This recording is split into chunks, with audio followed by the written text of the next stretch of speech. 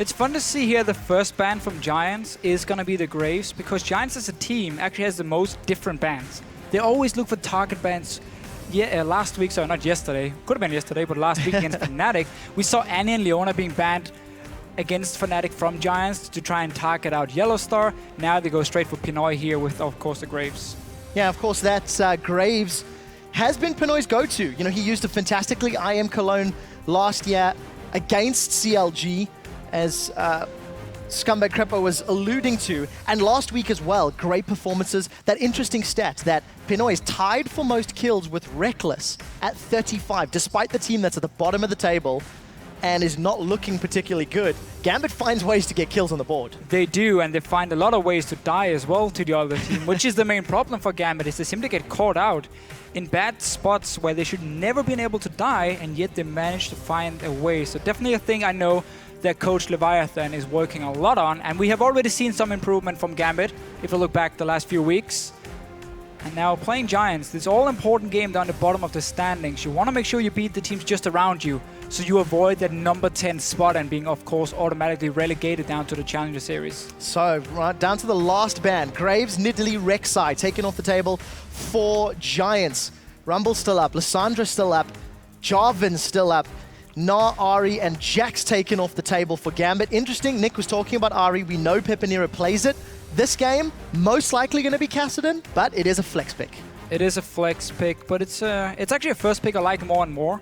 I used to think there was a lot of counters to Kassadin, but after watching 3 or 4 weeks into every single region now, we've actually seen Kassadin do really well in close to every matchup, unless he's against the likes of, let's say, a Gnar in that top lane, but he's being banned away in this game here. So I like the flex pick from Giants. Doesn't really tell too much. Kassadin fits into nearly every single comp, except for maybe a Siege comp. Yeah, we need to see how these teams decide to lock in their champions. It's the first game here in week number 4. Both teams really taking their time. So you've cut to multiple shots of the respective team coaches, Lothar and Leviathan respectively, chatting away to their team members. Not surprised to see that Jarvan locked in for Gambit Gaming. It has been one of Diamond's go-tos. Interestingly, he's run the Skirmishes Saber all 3 times running Jarvan. The only victory Gambit have under their belt is when Diamond actually went with a Chilling Smite. Yes. 1 in 5, 1 in 6 actually. I'm gonna have to see if he wants to do the same today. Again, he likes to do it on Jarvan, and he's again, the problem about Skirmishes Saber early on is it requires you to find these one-on-one fights with the enemy jungler. Otherwise, it won't really be useful before the late game where you can use it on the AD carry.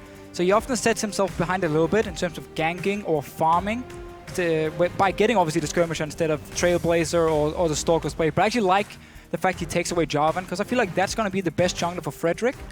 Not necessarily his best pick, but just because that jungler actually offers so much for Giants in terms of early ganking and also strong snowball potential, which is what Giants plays around. They have to win the early game and snowball out of control before you get to late game where they are lacking behind. Well, another champion that has early ganking power and the ability to start a snowball is Lee Sin. Locked in there for Frederick. I'm glad you mentioned it. What we've seen Giants doing traditionally in the last few weeks is focusing for Werlyb, but it's not worked out. It has not been successful with the exception of those Jax games. And it's actually Pepinero that's been fed almost all of the gold. Pepinero's got some early kills, and I'd like to see Frederick putting more pressure on that mid lane. Pepinero is the only player on Giants who's actually keeping up in CS compared to whoever he's laning against. The rest, on average, actually falls behind, so it's going to be all about Pepinero in this mid lane, and I want to see, as you just said here, Frederick, put some more focus on him. Get him going in the laning phase so he can start roaming to top lane, to bottom lane, and then he can be the big carry for you. Ignore Werlyb. He's not getting that Jax anymore. It's banned in every single game after week 1. So just focus on Pepinero. He's going to be your star player. And it does 2 things. It also puts pressure on Nick, a player who has also been underperforming this split. Yes, he had some good games last week on Kassadin, but that's now off the table. So Zed and Kalista locked in. Deficio, we were talking about Kalista leading up to today's games, and Pinoy's going to pull her out. Yeah, we've only seen Freeze actually play her here in Europe, but of course been a very, very strong pick in other regions, and so now being picked up by Gambit and Pinoy. All in all, when you run Kalista Zed, your last pick here needs to have some AP damage. Otherwise, it's going to be very, very easy for Giants to itemize against you going into the late game. So I want to see if we're going to get like a Cassiopeia maybe in the top lane for Cabochard. Has been a pick for him in the past. But that would be a very squishy comp from Gambit. So we're going to have to see what they do with the last one. A lot of importance on getting those team fights going. Both Giants and Gambit ran their games relatively long last week. Gambit had a 51 and a 59-minute game respectively. And something that both of these teams have demonstrated is a fairly weak mid to late game. We'll get to that in a moment as Giants have rounded out their composition. Caitlyn plus Nami is your duo. Azir and Kassadin both can go middle or top, so some flexibility for Giants. How on earth did Azir go all the way down to the last few picks? That's such a good pick for Giants here. Again, it's the flex, as you mentioned. Also, you have some very good pushing potential actually through the Caitlyn and the Azir. We have this Caitlyn Nami lane, which used to be the old fast pushing lane from Giants as well. So as long as this Kassadin can actually just sit and farm in the laning phase, then you can rely on the Caitlyn and Azir to group up early, just 4v1 split, and take down these towers here, because Gambit on their side, unless we get a very early Hurricane from a Kalista, they're not bringing a lot of wave clear. They're going to have again also to get some AP damage. I don't think it's going to be Katarina. I would assume a Cassiopeia for Cabochard in this top lane. Yeah, I do think Giants have a lot of scaling in their favor. Morgana locked in, so this is going to be in the mid lane most likely, or top lane in fact, as Cabochard's going to pull out. There's your AP that you were looking for. There's the AP we were looking for, and we've actually seen Trace from Jin Air over in Korea play top lane Morgana a lot. I believe he's undefeated on it as well. And the trick is, if you have a one-on-one matchup, you can just push the lane from level 1 with your pool, and you just keep pushing it down to the enemy turret. You get a few hits on it, you get it lower and lower and lower, and it's so hard to gank you because you have the black shield to prevent you from getting CC'd, and then you just keep pushing the lane. In the end, the tower will be so low, you do a quick rotation up, take it, get that global gold, and obviously get into these mid-game team fights where you have now Kalista, who should have a Hurricane by that time. You have the Morgana, where she's extremely strong, and you take the fights right there, packing a lot of CC suddenly. So let's see if Gambit can pull that one off. Well-executed team fights is not something that they've been known for in the opening weeks of the spring split. Last week against H2K, truthfully, it was a game of throws. Both teams making massive mistakes. Gambit pushed all the way to the Nexus inside the base before getting aced, basically, and then lost the game. So Gambit cannot afford those same levels of mistakes with this composition. Especially because Giants want to go late game here. Kassadin, Azir, Caitlyn, all fantastic scaling, but their mid game is fairly weak. So I actually worry a little bit for Giants here, because normally they're only good in the early game and have terrible late game shot calling, but they have the comp now to win in the late game if they get there. Well, there's the two team comps on your screen. Let us know if you agree or disagree with Deficio. Who do you think is going to come out ahead at LOL Esports? Hashtag GIA win or hashtag GMB win. It is obviously going to be Gambit sitting with the advantage in the early game. It's Giants with the late game. No matter who wins, it's going to be a GG. Giants Gaming taking on Gambit Gaming in the first game of the day in week 4. I do want to reiterate that Gambit have had games all split long where they've had leads, and they've also been a little uncoordinated when it comes to pushing those advantages in the mid game. It looked the same last year in Cologne, which has an event they won, but it's a long time since then, and we need to see what sort of practice Gambit have put in this last week. It's been very solo queue-like for Gambit. Again, a lot of just random individual plays, which would then get punished by the other team because they would catch you out and then just kill you, and obviously Gambit would then fall too far behind. But I want to talk about this Morgana a little bit, because typically you want to pick Morgana into the likes of maybe with a hyper carry, because your late game damage on a Morgana is somewhat unreliable. It's more about the early to mid game, and you don't really want to pick her into a Kassadin either because of his magic shield. He's actually going to be able to farm fairly easily against Cabochard, and that's also why Gambit right now he's setting up for potential lane swap. And obviously you don't want Kalista into a Caitlyn lane, especially not with a Nami. So Gambit has to lane swap in this game with such a strong bottom lane from Giants. Let's see how that lane swap plays out. Just to remind the viewers at home, we are playing on 5.2. Fizz is the only champion that's disabled, and rework Tristana is up and available for later in the day. Not going to be relevant now. Do want to highlight 2 exhausts on the side of Giants. I think that's very important to note once Nick and Pinoy start to hit those team fights and start to jump in. If Pepinero and Rydle can get them down on the respective opponents, could go a long way to helping Giants win some of those crucial objective battles. And Giants know Gambit is on the top side here with their dual lane, because they saw Eddie. He's moving down towards his blue buff here, just trying to annoy a little bit, but you do have Smite for Frederick, so it shouldn't be a problem for Giants picking this one up. Yeah, and this is again, Eddie has gone for the invade, has gone for the harass every single time that a lane swap has taken place. He did it last week as well. And it's just something that we see him trying often. Early level 2 for Cabochard. So going to clear out those Krugs up in the top lane. And going to back, not using his CP yet. And Giants actually failed to get a freeze down in the bottom lane because they were running into the blue buff to see if Gambit was starting there with Diamond, of course, to try and stop him. But he wasn't there. In the end, you didn't get the freeze because you went in the lane at 155. And that means Cabochard now, and this Morgana, can actually run down to the bottom lane and stand in a 1v2. Just ward up your tri-bush just behind your tower so you can see if they're moving in to try and dive you with 4 guys. Otherwise, you just sit there and you farm for yourself. And you actually see him now go in, place the first ward. He's going to spot Frederick and Werlyb, so he knows all 4 guys from Giants are on this bottom side. Well, let's see how Gambit decide to react. We just caught Nick taking a bit of punishment from Pepinero. Early advantage to Giants, using the numbers to their favor, although Diamond may want to contest this one. Smite goes out, ends up being secured by Giants. Diamond wasn't even in range. So early advantage to Giants. Frederick's going to be able to peel back and secure his own red buff. Yeah, and Gambit just got 3 buffed right here with Giants starting their own blue.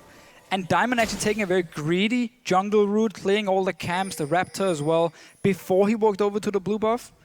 Meaning for him that he won't be able to get that one. And now 3 buffs from Giants. This is typically why you see people invade on the enemy buffs in a lane swap. So in this case, it would have been Gambit invading on the blue buff of Giants to secure that one, and then you take your own red buff after. So you don't have this situation where you lose 3 buffs. It doesn't matter too much on this current patch because their jungle camps give so much XP compared to just the buff itself. But if you, let's just go a year back, it would have been devastating for Gambit.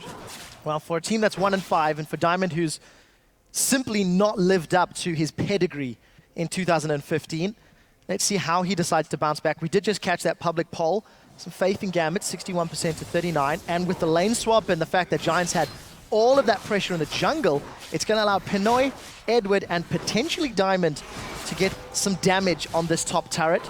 This may also reset the wave, so let's see how they continue to play out this lane swap. Yeah, Giants actually mistimed their back here. You want to reach that wave at the tower if you're recalling with 2 or 3 guys. In this case, you have the Lee Sin, obviously Nami and Kassadin already at the wave, so they actually lost out on 2.5 waves here because they recalled a bit too slow. And again, that's why obviously you send their support with your top lane to make sure you doesn't get tower dived. But Gambit can be fairly happy denying them this much farm. And obviously you have the one-on-one in the bottom lane where Cabochard is going to do more than fine on this Morgana, just sitting and trying to last it with his pool. Let Adryh be a bit annoying, but get the XP you need. Yeah, we need to keep contrasting Werlyb and Cabochard. How are they farming? What do their levels look like? So far, there's nothing in it in the first 5 minutes. Pinoy with all of that solo time. Some good damage in Adryh, but being replied back to Cabochard as well. Really using that range of Caitlyn to his advantage. And as we're talking about, 32 CS to the 37 of Pinoy. Pinoy walking towards that first big item spike, most likely going to be a BF sword. However, there's a couple of different build paths you can go with that Kalista, as we've seen by a number of different players. Yeah, you really, I mean, if you can go back with 1,550 gold, getting that BF sword is by far the best. It's a big item spike for you. And then you go Hurricane after, because you want to have that one for your mid-game. That attack speed is very important. It makes your jump animation a lot smoother once you have 30% attack speed, making it harder for the enemy to predict where you're jumping when you are kiting around. You're going to have to see, I mean, you need 55 CS if you don't miss a single one to have enough for BF sword. And we can actually see right now there's 1,400 gold for Pinoy, so he should be able to farm it out, get that BF sword on his first back if he decides to go for that one. Let's see how he decides to itemize. We've also seen Blade of the Rune King built over in North America. Sure. So there's a couple of different routes that he could go for. We have once again caught that middle lane. Pepinero doing a good job of harassing Nick, but it's not costing Nick much CS for the time being. No, and Gambit is keeping this 2v2 lane because they want to try and take down this tower. Knowing that Cabochard can hold his own in the bottom lane, you can take a tower now and then swap Pinoy back down to the bottom lane, and then you actually have a 1 tower advantage through the lane swap. And oh, a lot of damage onto Rydle. Oh, so much. That's a flash for the auto attack connects. It's not enough. Pinoy with a very aggressive flash. He tweeted earlier that he's expanded his champion pool and he's playing this Kalista very, very aggressive into Giants. Not going to result in the kill, and summon a spell blown. Nice little damage on Werlyb as well. Remember, he has no jump yet on this Kassadin. But to go back to your Blade of the Rune King, I would be very surprised if you build it, because you would normally get that if you're going to like one-on-one a top laner who's fairly immobile. So you have your slow from the Cutlass first, then you're slow from the Rend. Kassadin will be able to jump away from him, so I'm not expecting Blade to come in from Pinoy. Pepinero, the standard roam we often see, he's been having a good job, just one-on-one there against the Zed. I mean, Azir wins nearly every one-on-one matchup, so a good start for him, and a blue buff as well. Yeah, Nick doing okay to stay relevant, still a small amount of CS behind. Slight difference between Cabochard and Werlyb with all of Pinoy the pressure. Is actually going Blade.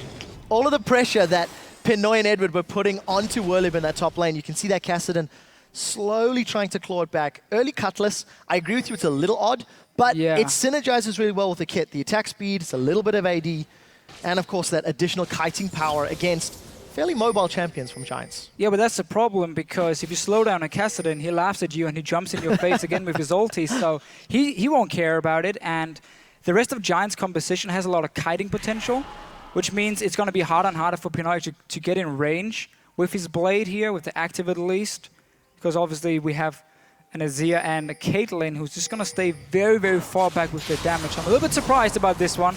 He is staying in this one-on-one against Werlyb, which is what you do when you get Cutlass as your first item. And I guess he didn't want to flash. There were so many Rend stacks, and I'm not going to lie, I did not quite expect that pop. That was around 400 odd damage with that last auto attack. Pinoy, easy one-on-one against Werlyb. You were talking about the kiting power the Cutlass offered you? Yeah. It was demonstrated. True. I mean, a pre-level 6 Kassadin. Again, if a Werlyb, he should have been able to predict that damage, or at least close to it, and say, I'm going to play it safely and just flash away. But actually stayed in, and now first blood for Pinoy. Should be a very early Blade then for him. Well, we'll see how quickly he can accelerate his item. Again, Pinoy really showing up in this early game. And Werlyb, more questions to be asked. Yeah. He's demonstrated he plays Jax at an LCS winning level, but he's been unable to really impress amongst the rest of the games. And a lot of pressure on him, but let's also be fair. Kassadin is always going to scale and is always going to be relevant the longer this game goes. Gambit, only 200 gold in the lead, but they've got an aggregate CS advantage, I think, if you still no level 6 for Werlyb, and Diamond is here now, forcing him back again. And this basically explains the Cutlass for Gambit or the Blade, because they want to keep Pinoy in a one-on-one situation, and he gets a big XP advantage. Obviously, while Cabochard is just sitting with Eddie in the bottom lane and has no problems farming. So they're simply doing this to shut down the Kassadin. Not putting this Morgana. We talked about how Morgana into Kassadin, it's very hard to deny Kassadin farm with his magic shield and your lack of overall damage then from the Morgana. So that's why they're doing this Blade of the Ruined King first and keeping Pinoy to this one-on-one Werlyb, who is now level 6. So he shouldn't die again. And we might see a bit of a fight here. Frederick and Diamond both towards the top lane. And the other thing that we didn't take note of is the fact that Pinoy, for the longest time, has not had the support of Edward, so not going to get that bonus damage from Sentinel on the W, because of course Edward has been chilling out and roaming around just a little around the map.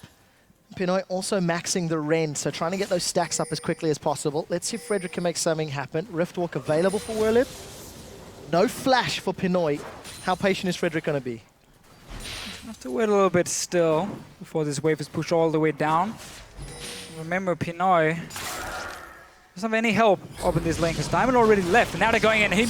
Oh, they're in trouble. Sonic Wave kicks the flash, the hop, the kickback is to safety. And the Frederick's in trouble. Rend will give him a kill. And the Dark Binding also connects to Werlyb. I don't think it's going to be enough just yet. Flash away. Riftwalk should be up in a moment or two. There is a flash available for Diamond if he wants to go in. There's the flash, the flag, the drag. Werlyb's up. He's going to get taken down. Dark Binding goes wide.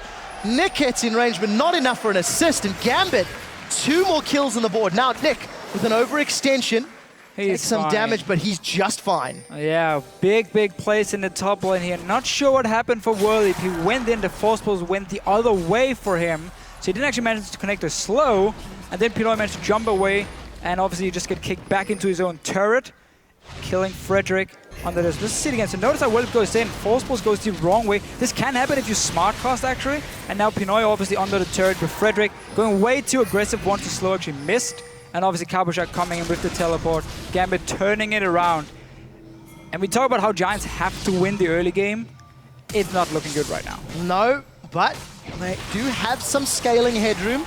Let's see what sort of map presence Gambit can put down. Red buff picked up for Pinoy. He's behind on CS, but a 12-minute Blade of the Rune King, that's a great pickup. It is for sure, and yeah, as you said here, Giants, they have the scaling comp. Late game, they're gonna be great with Azir, with Caitlyn and Kassadin, had it been on any other team but Giants. Because again, the late game shot calling we have seen, it's been the biggest problem for them against Rocket, that's why they end up losing it. And I really want to see if they've improved it now. A week more of practice. I mean, the more you play against these LCS teams when you come from the Challenger Series, the more you learn every single week how you get punished for mistakes and how to adapt to it here. So I really want to see how Giants can play the late game if they get to that point, because they have the comp for it. You're talking about adapting. Giants last week against Fnatic were able to predict Reignover's Rengar ganks. The first 2 or 3, and they countered them relatively effectively. But Gambit this week, they've pulled out the top lane Morgana. They've pulled out Kalista for the first time, and I think they've caught Giants somewhat off guard. So Dragon's going to be started by Gambit. 13 minutes on the clock. Very easily secured. Oh, pulled the Edward gets thrown in with Fate's Call, flash from Adryh. And they're going to burn the cooldown from Pinoy just to try set something up, but nothing comes of it, and Gambit still maintain their 2,000 gold lead. Yeah, just a very simple Dragon call by Gambit here. You saw, obviously, Werlyb sitting and farming at his own turret, and even actually 2 other guys from Giants showed themselves, I believe, at the ward Gambit had placed here around that blue buff. So easy call for them, forcing the flash from Adryh, and instantly Diamond looking towards the bottom lane. They want to dive. Yeah, and take a look at the itemization. This is the first time we're seeing him upgrade to the Stalker's Blade on Jarvan.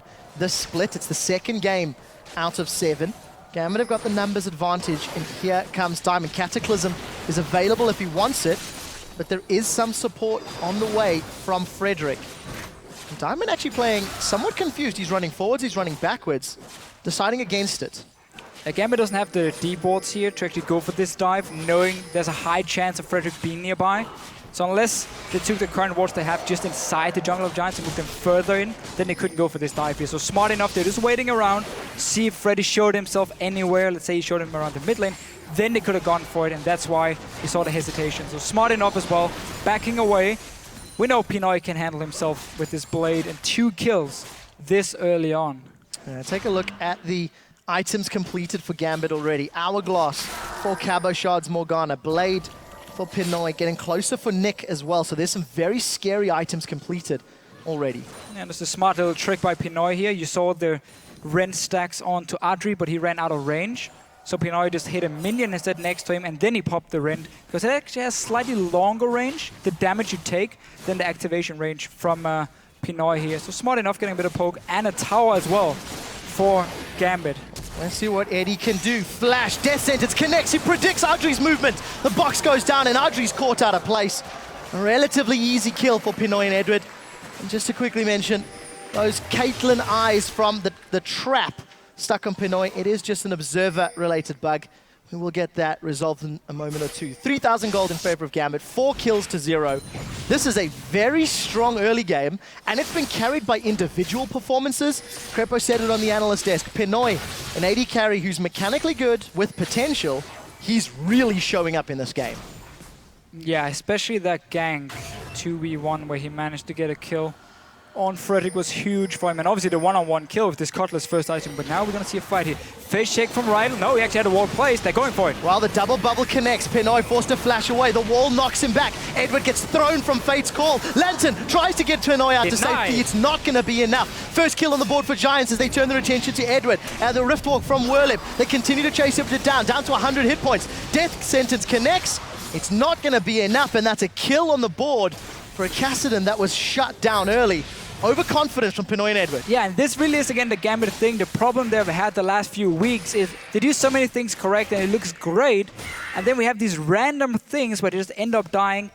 Eddie and Pinoy, they walked through the jungle while Diamond was far away. Even Nick was far away. He wasn't even in the mid lane at the time, so there was no backup.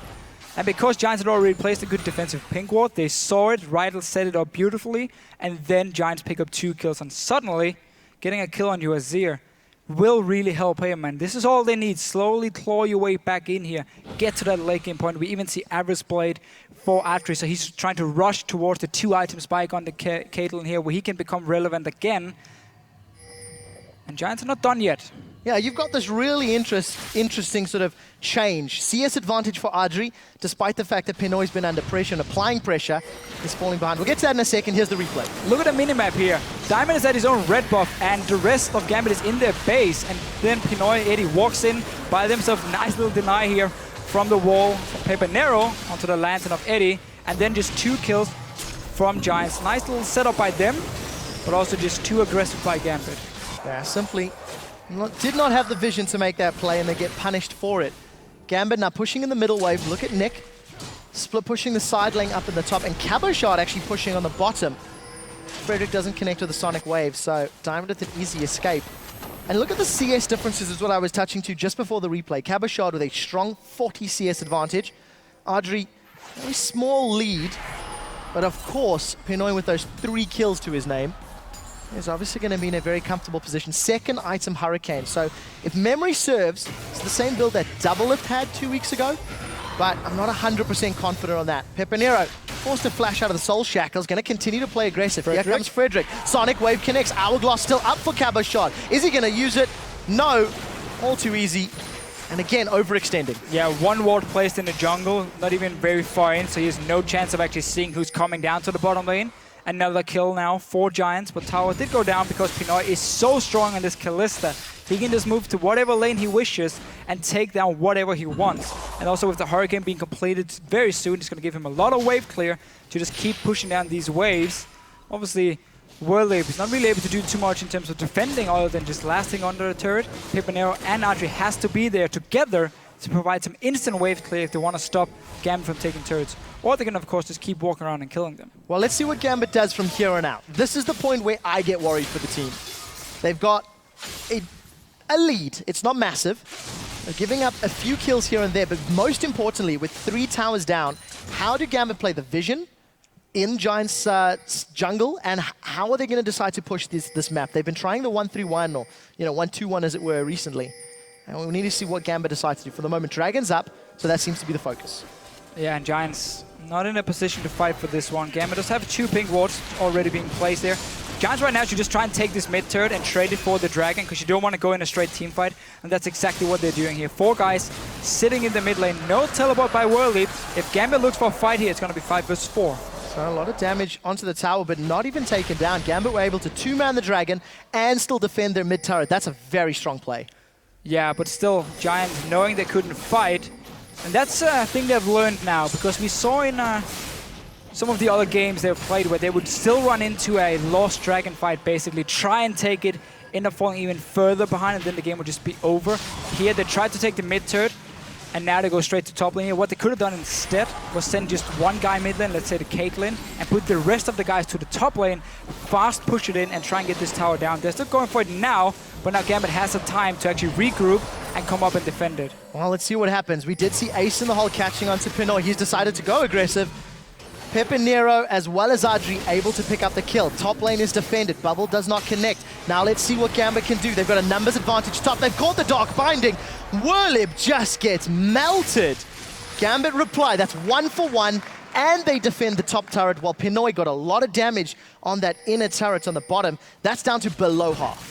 Yeah, again, Giants here, first trying to push the mid lane, then going for the top lane. Just a little bit too slow for them, allowing Gambit to take Dragon and go back and actually defend their lanes here. And then trading 1 for 1, Pinoy. Second time we see someone from Gambit die in the bottom lane, where they have 0 wards in the enemy jungle. That's again why Pepinero now can actually push in, take a tower for himself. He's getting very fit on this Azir, and that's going to be scary the longer we get into the game. There's really been no pressure on Pepinero. You know, we were actually touching in the pre-game. Tower secured here for Gambit. They're way out of position. Look for the Dark Bunny. It's predicted! Cabochard connects with Adryh. Killing tick goes to Cabochard. That was a good shot. And these Giants, you know, they're keeping the gold relevant. They've closed the lead. And we talked in pregame how important Pepinero was going to be for Giants. 301, 220 CS. And he has the potential to swing team fights. Strong words of the potential here for Pepinero. And Giants actually managed to defend their mid lane. Again, it's a bit of a weird game. It's really awkward. Like, the mid tower going down with Adryh and teleport obviously coming in from Werlyb, sacrificing Adryh for the tower if you know you can then defend, it's okay, because it's better obviously to get a tower than one kill.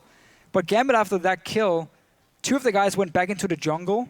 Nick went down to the bottom lane to start pushing in. Instead of just going 5 mid, with Adryh being dead, that's most of the wave clear from Giants, at least the instant one. Try and force down that tower here, push your lead. You had no reason to not punish Giants for making a very greedy play in the mid lane. Well, unfortunately, Gambit may not always be aware of when they can push their lead.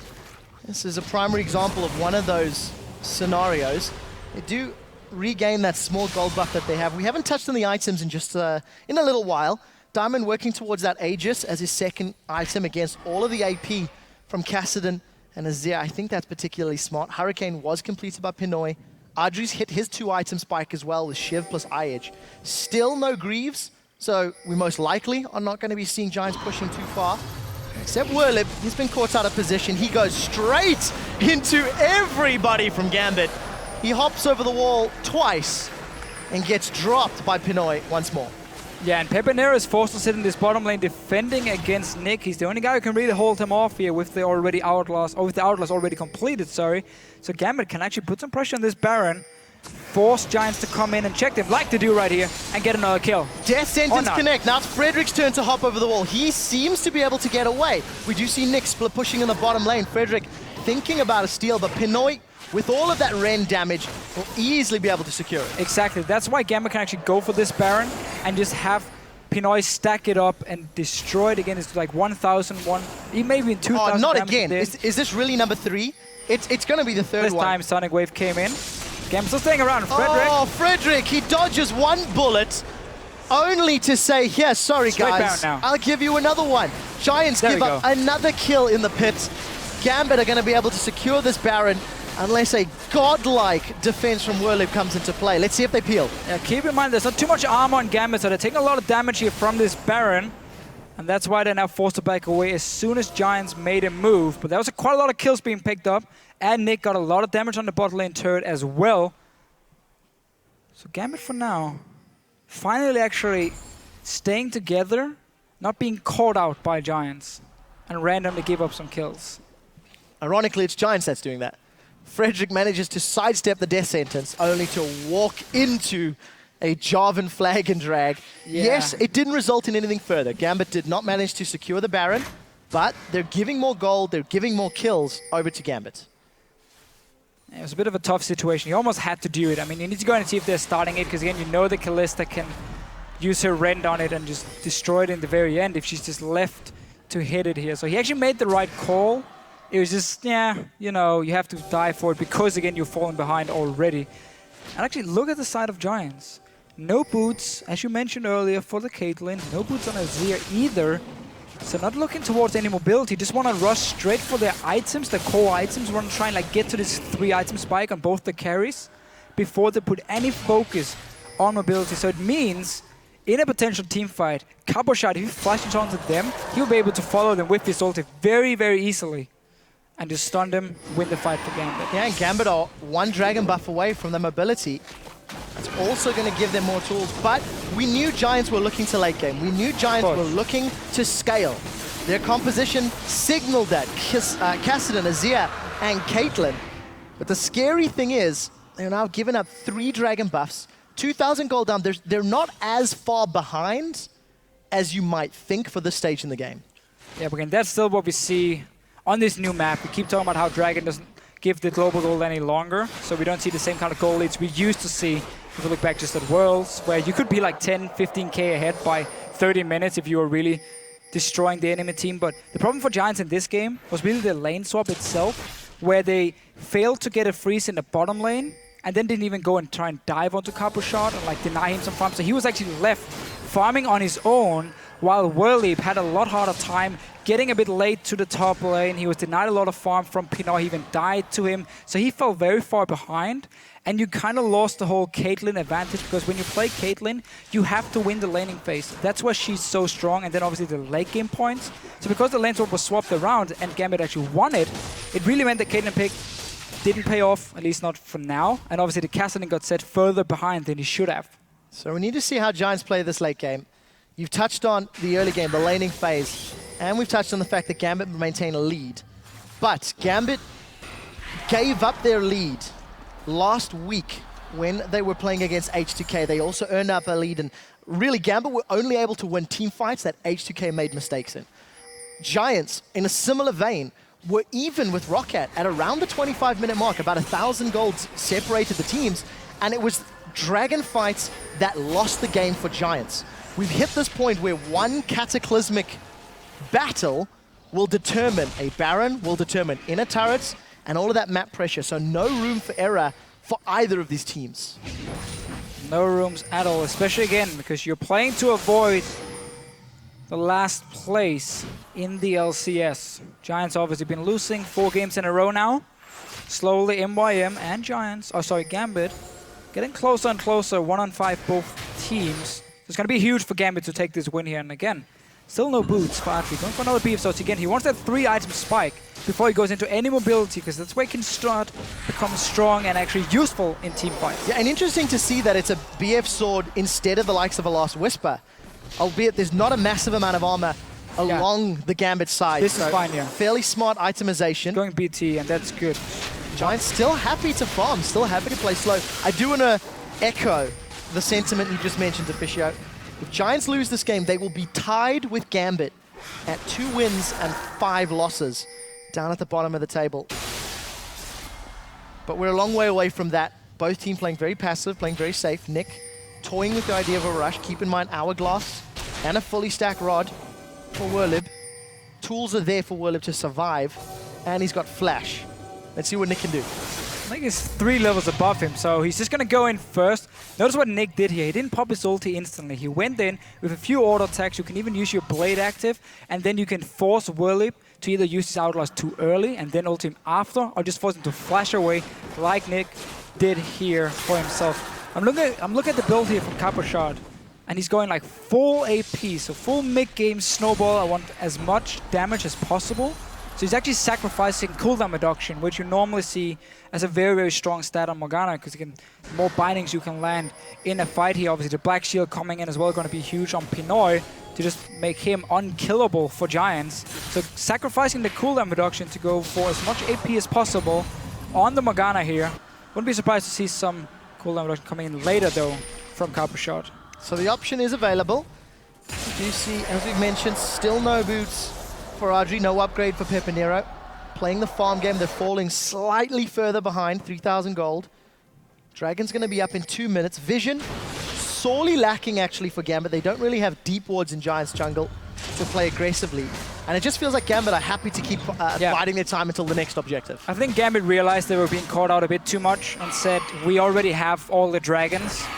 We have the goal lead. We can just wait for this 5th dragon. It's not going to be too much time for Giants to scale up, and that's why they're just staying back and playing it extremely safe. But they got to secure that 5th dragon then when it spawns, and then start closing out the game. Otherwise, we're getting very, very close to this late game point of Giants. And honestly, that might end up biting Gambit in the butt. So teleport is available for Werlyb. He's in the bottom lane. Gambit have got positioning to get some damage on this inner turret, but Giants have actually managed to make it back in time. You see the locket thrown down there from Diamond, and Nick, he's backed away. So a few auto attacks from Gambit. Nothing further secured. And just this stalemate continues to grow. 1 minute before Dragon, look at the vision. Neither team has got real control of the pit, and it feels like Giants are more invested in this next engage. Yeah, definitely looking a lot stronger. No BT yet, though, completed for Adryh on his side, and no wards being placed by Giants yet, so they might end up actually face-checking onto Gambit. What we can do, if you are this far behind and you don't feel like you have to fight yet, because again, the 4th dragon, yes, okay, you have the ticking time bomb thing, but you can still wait for next one.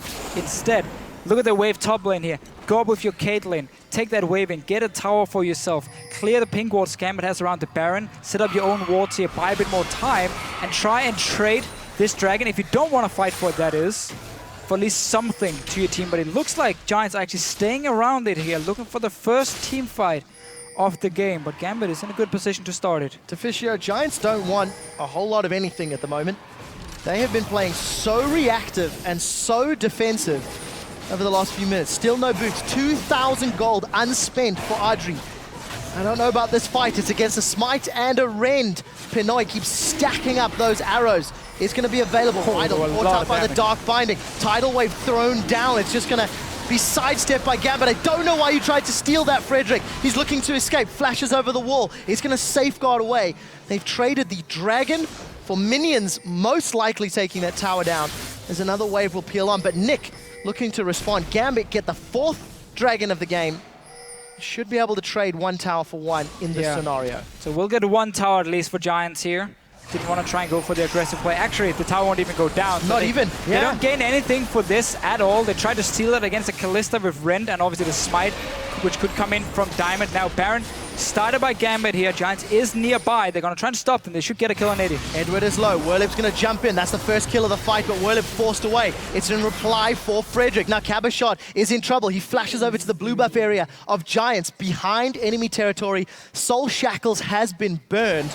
They've traded 1 kill for 1 and teleport away from Cabochard. Pepinero predicted the wrong direction. No knock-up, but no Baron secured for either team, and Nick with some damage on the inhibitor turret. This is a very strange set of exchanges. Yeah, and now we have Gambit on 4 dragons, so they can again just wait for the next one. They don't have to make any aggressive plays until that dragon arrives. And Giants will actually be able to... You see the Baron being started here. Meanwhile, you can see Nick in the bottom lane. He's pushing it in. And Gambit is now trying to force Giants to come teleport. Werlyb comes up here so Nick can take a tower. But they're lucky trading 1 for 1 because Giants is here with all 5. Diamond is in the mid lane. So again, it's very split up. It seems to be more like individual plays and saying, let's go Baron now. And then the rest of the team's like, I'm not too sure about it. They don't really want to follow. And then we get this kind of messy game we have going on between Giants and Gambit. So Giants playing defensive, playing passive. Finally, we see that Bloodthirster completed for Adryh and Tier 1 boots. Pepinero's got Void Staff, also Tier 1 boots. But Giants, they've made no indication they want to challenge for a win. They're 4,000 gold down. Gambit, on the other hand, feels like they're using the solo queue playbook to play this game out. Pinoy sort of solo carrying. Cabochard getting some great solo plays. But as a unit, they've not particularly been on the same page all that often. So a few minutes to go until this next dragon respawns. Nick, 2-level advantage over Werlyb. Should be able to interrupt the recall if he wants to, decides against it. No vision, so wouldn't have had the tools available. Okay, let's see Deficio duel. Recall. Why does he not want to fight? Tell me, tell me. Because why do they not want to do anything? So his team is basically pinging the rest of Giants coming through the river here, so Nick didn't really want to go 1v5. He is a strong Z, but he hasn't really been able to do anything the entire game long other than actually just push and take a few towers. Pinoy's down the bottom lane, so Giants now should finally be able to get a tower in this top lane. At least get some global goal for themselves, but it's going to be, again, all about their next dragon. I'm at a loss for words, Deficio. Giants finally making a push up onto the map with some shoes on their feet. They might want to make some aggressive plays. Gambit pushing in the mid lane. Giants pushing in the top lane. We have the makings of a base race.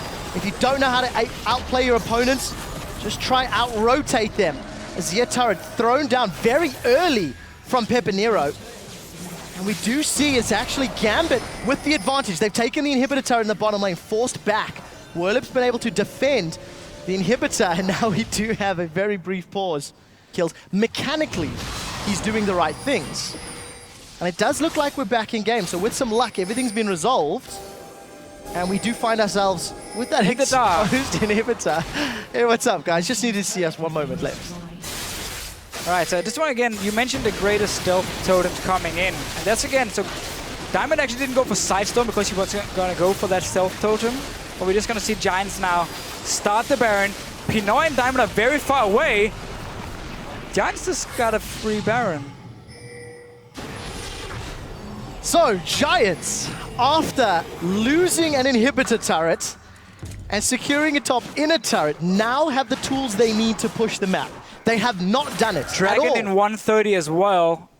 Baron buff Giants. Death cap should be completed for the Kassadin as well before this fight. QSS coming in for Adryh, so Nick can't go for him any longer. He can't go for Kassadin. He cannot go for the Azir either with the hourglasses, meaning there's very few targets now for Nick in this late game team fight. So Giants should go push up these waves here and be ready for this dragon.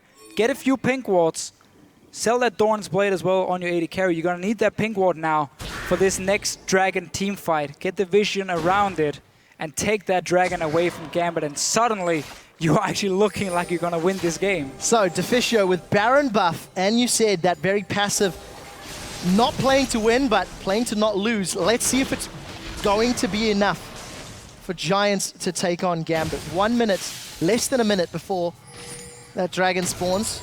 Not a lot of vision being placed down here from the side of Giants, but they've managed to push the wave up middle, which should allow them to close onto that dragon when it spawns up.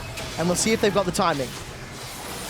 Look at their damage already now. Already, maybe 40 minutes in, but look at the damage from a late game Azir onto Eddie here. 2 hits from the soldier. Oh, whoa, Pinoy as well dropping down. Pinoy zoned away. He does have Bloodthirster, but not a lot of minions to heal off. And with that Baron buffed Siege minion, Giants are going to take another turret. This is the second inner turret in a few minutes. And they're going to get their first touch of the dragon. Look at Diamond here. He's going to try and steal it. There's 1 pink ward for Rydle to try and deny vision in the dragon pit itself from Diamond here, but he can obviously put down the flag and then try and jump in to take it. He's going in. Oh, he didn't get it. Does not manage to pick it up. Flashes out of the pit. Now we see Diamond is out of position if Giants were to push down a turret. Frederick chasing onto Diamond. He follows after the flag and drag. Manages to get the slow out from the Tempest and the Cripple. But now it's Giants that are split up. They're pushing the bottom wave. Massive amount of Gambit minions, both top and bottom lane, pushing towards Giants. And Giants using the last minutes of their Baron buff to make a play. Werlyb was thinking about the recall, decides against it. There's those Gambit minions we were talking about. Werlyb has to go back here because Nick is pushing down on the Zed, but Werlyb does have teleport, so they can push into this bottom lane here with the 4 guys, and knowing that he can join in as well. He's back in the base now, defending it, but Nick will be able to get a tower to go with the minions. And now, Giants pushing up. You got the 6% AP and AD, and you denied the 5th dragon from Gambit, the one they've been waiting for all game long. Baron buff is about to time out. But the value of that dragon at 40 minutes, the first dragon, is so much greater. 6% of what you've accrued over the entirety of the match. Giants up with a chance. Pepinero did throw down that Sun Disc Tower. He's done it actually very early. Both times he's casted on those inner turrets. Giants still a small amount of gold down, but unable to crack the inhibitor turrets of Gambit. Yeah, and really one of the big problems for Gambit in this game here is also, again, you mentioned how they had the greatest stealth totems, didn't have the greater vision totem, there was not enough focus on the pink wards. Eddie doesn't even have Oracle Lens yet, despite Gambit staying around that Baron for such a long time trying to bait it simply. Didn't have enough tools to deny vision from Giants, and therefore they could never actually pick it up for free or get a big team fight going on. And that's, again, bought time for Giants. We're at the late game stage now. The Caitlyn suddenly is useful after her failed laning phase due to the lane swap, and obviously the Azir has been a big deal entire game long from Pepinero, and he's looking great now. Yeah, but it doesn't matter if you have something useful if you don't use it.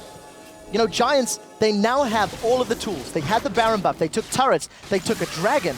Giants have the good vision in the defensive side of Gambit, but how do they start a fight? Gambit is trying to set up a small trap here. If Giants went for the bottom lane wave, Gambit would just run straight down to the base, take inhibitor, and obviously try and push up the top wave as well. Decide now to go back because Giants didn't bite and run straight to this bottom lane. And that's going to be so much about these late game wards coming in because people start max out their items, so they can't buy as many wards as you can in the early game.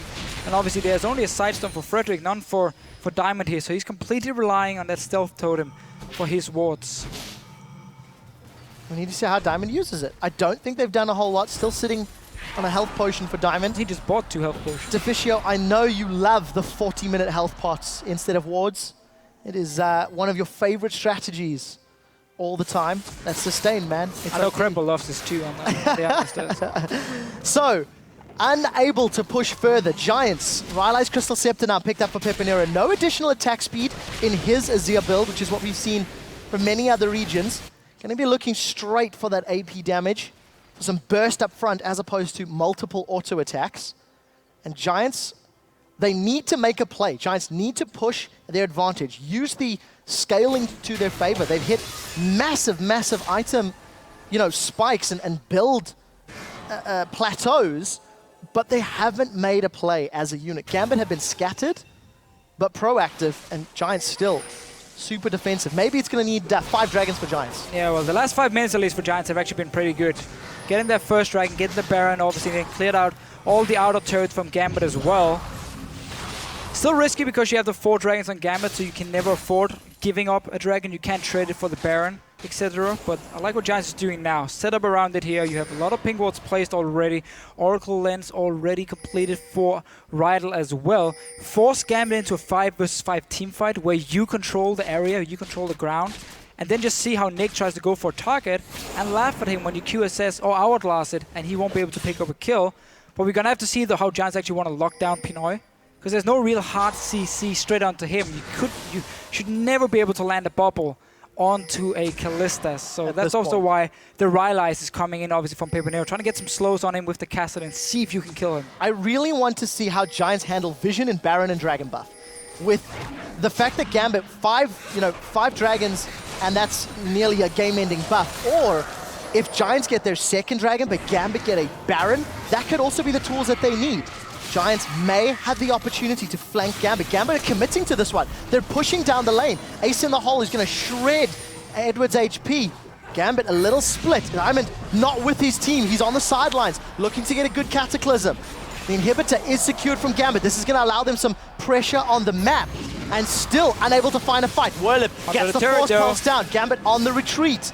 Damage put down. Giants still looking to find a way to engage, and it simply does not happen. Oh. Gambit take them on a tour of their own base and knock down the inhibitor while en route. Yeah, smart move here. They're in mobile comp from Gambit and no hard engage obviously from Giants here, so they couldn't actually start the fight. They tried to, but instead Gambit with the inhibitor and staying around his bottom lane, trying to remove all the focus from Baron and Dragon and try and get these inhibitors down. And look how effective Gambit are when they group up as 5 and actually try to make a team decision. Frederick caught by a death sentence. Edward decides against following in. 10 seconds before Dragon. Baron is up, and there are super minions in the middle lane. Gambit have arrested control of the map and of the game, and Giants need to find a window of opportunity. They know they have to fight for this one here. Oh, and they got to Pepinero. Let's see what he can do. A lot of damage down. Ignite burns out. Death sentence was held onto by Nick. Dragon being secured here from Gambit with Rend and now. Smite. Dragon number 5 secured, and it was Nick from the side that allowed that to happen. Yeah, got a good flank onto Pepinero. Didn't use his ulti, just poked him down a little bit. Forced him then to back away. Baron as well now, about to be started by Gambit. Only a few ping wards around it they can clear. And Giants once again forced into a very, very bad situation where they have to try and fight. Azir is simply not there. 4 members of Giants trying to come in. Frederick's been caught. Werlyb decides to engage on the sideline. Soul Shackle's already burned. His Cabochard flashes forward. Baron secured by Gambit as they take down Frederick. Now Pepinero hooked by the death sentence. Hourglass is available for Peppy, but he's holding on to it. Adryh doing the best he can to put damage down, but it's a 2-for-1 trade. Not over yet as Diamond continues to look for targets. Teleport comes up from Cabochard, and he throws the Dark Binding way wide. Gambit get 5th Dragon, Baron, a few kills, and looking to push the base. Yeah, Baron buffed. You have the 5th Dragon wave pushing in as well for them. They're going to go straight for this tower. All the carries, though, are still alive from Giants. Trying to do the best to defend against Gambit here. Oh, this is going to be really difficult. Diamond, as the team player, blocks that ace in the hole. This is going to be a 4v3 at best, but look at the damage onto Werlyb. Pinoy is destroying him. Minions in the top lane pushing against Gambit, and Pepinero is the safe wave clear with those soldiers. They defend the Baron buff minions from Gambit, but Nick is going to empower them in the mid lane, and look at the damage top. Losing some HP on that tower. They're going back now. Knowing that the minions wouldn't really be able to take it down in time, and you have the power of recall as well from the Baron here. So suddenly Gambit, so we mentioned how even though Giants would be stronger in a straight up fight, you've fallen so far behind, there's always the risk of the 5th Dragon, open inhibitor as well. And Gambit actually made a very good late game call here, rushing straight down for that one, take Dragon, take Baron, managed to clear everything on the map. So well played by Gambit. Now they're showing some coordination. And once again, they're staying grouped up. Cabochard does not have teleports. He's a little far away from his team, so Gambit wisely back away from that last push. I think for Gambit, they need to find a way to get rid of Pepinero in these base defense situations at this stage, and with all of the AP that Pepe's got built up, even Baron-empowered minions are simply not enough. Baron is slowly wearing off for Gambit. Taking a look at the time really quickly. Yeah, Baron about a minute left. Dragon's going to time out in the next 30-odd seconds. Werlyb does get caught out. He's been chilling Smite. Hourglass is out. Eddie, he winds up, he connects. Death Sentence holds Werlyb in place. One of the carries is down. Remember, Cabochard and Pinoy are not there. What can Giants do in reply? Frederick gets flayed backwards. Ace in the hole's not enough to kill him, but there's the soldiers. Emperor's Divide was not used from Giants, and Gambit managed to get out after securing a kill. Pinoy's also joined the fight. Baron still ticking for a few seconds longer. Gambit 5-on-4, a minute before Werlyb's back up. Yeah, Diamond had to go back to base, however, he was fairly low from that last low fight, and now Gambit want to play it very safe and have all 5 guys there before they really go for anything too aggressive. Just get a few hits on the turret. You have the BT shield, and Frederick dropping low. So much damage. Soul Shackles was blown for that one. Fate's Call still available if Pinoy wants to lob his buddies into the Giants. Tower has been defended for the time being. Dark Binding not far enough. Edward doesn't connect either, but Gambit secured the inhibitor turret. Pepinero stepped away for a second, and that means the objective is secure. The super minions almost on the Nexus now for Giants, as that inhibitor has just respawned. Gambit, 2 open objectives to push down. All 5 members available. Tidal Wave is up for Rydle if they want to throw it out. Gambit, however, going to secure the middle inhibitor. Most likely back away. Again, can make some better calls here in the late game. Can also go for the next dragon once it actually spawns. At the side waves pushing. And suddenly Giants getting denied that potential team fight they really wanted here in the late game. But remember, they don't have any real engage on their side. I mean, it's going to be about Werlyb jumping in, landing a slow, and that's how you're looking to start a fight. And that's again why Gambit actually can avoid them now and just dance around Giants on the map, get all these objectives down.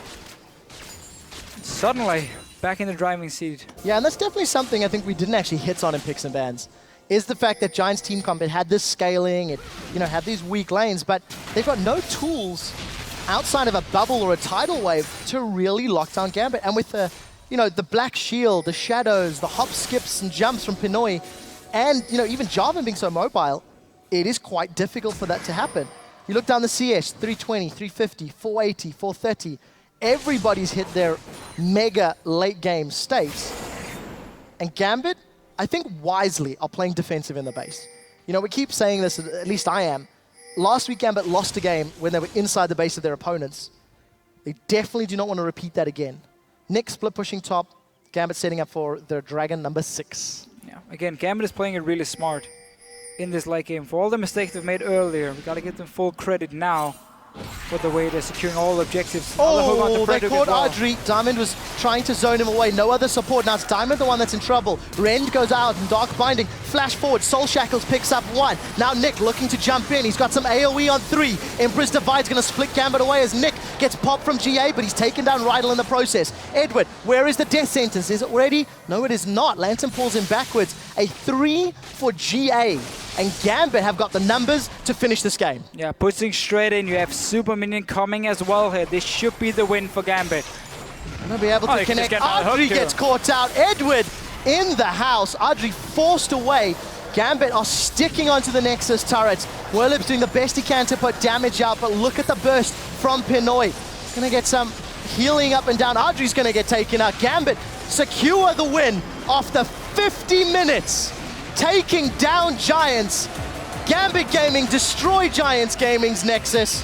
GG, GG. Yeah, good win for Gambit here. Very important for them as a team. We're now tied with Giants in the standings. 2-4, 2 wins, 4 losses. Actually, 2 wins and 5 losses, we should probably say instead, as we are now on to week 4 of the LCS. Yeah, I want to also just touch on the standings. That's a 5-game losing streak that Giants have now suffered. Smiles all around, actually, from the players. The Giants have now mirrored Gambit's losing streak at the beginning of the split. They're both down at the bottom of the table. The intro to the show was talking about streaks, winning streaks, losing streaks. Gambit now have 2 games on their streak, but the big pressure's on Giants. They weren't playing bad, but they weren't playing proactive. You know, there's very little you can point to other than that Baron play that you can say Giants were really going into Gambit, was really pushing Gambit and pushing Giants' limits. That's true. Again, they fell very far behind from lane swap the early game. And then despite them actually getting to a late game and getting a lot of picks onto Gambit, because they had an open inhibitor, because there was 4 dragons for Gambit, there are so many ways for them to still lose the game, despite them actually looking very, very good suddenly after picking up that Baron. And that's what Gambit played around, and that's why we have to give them credit for the late game decisions, how they actually avoided the team fights, got the right objectives, and ended up winning the game. But you have to, I mean, we have to again look at the early to mid game where there were too many mistakes for both the teams. Yeah. And that's just how it is. But for now, Gambit can look at it and say, we secured a win, it wasn't pretty, but we have a win, and that's the important part. We can then say, what did we do wrong? Analyze it with our coach, analyst, whatever we do have. And then obviously for tomorrow, it's just a new day once again, and you can make up for everything that happened the day before and show a whole new performance. Yeah.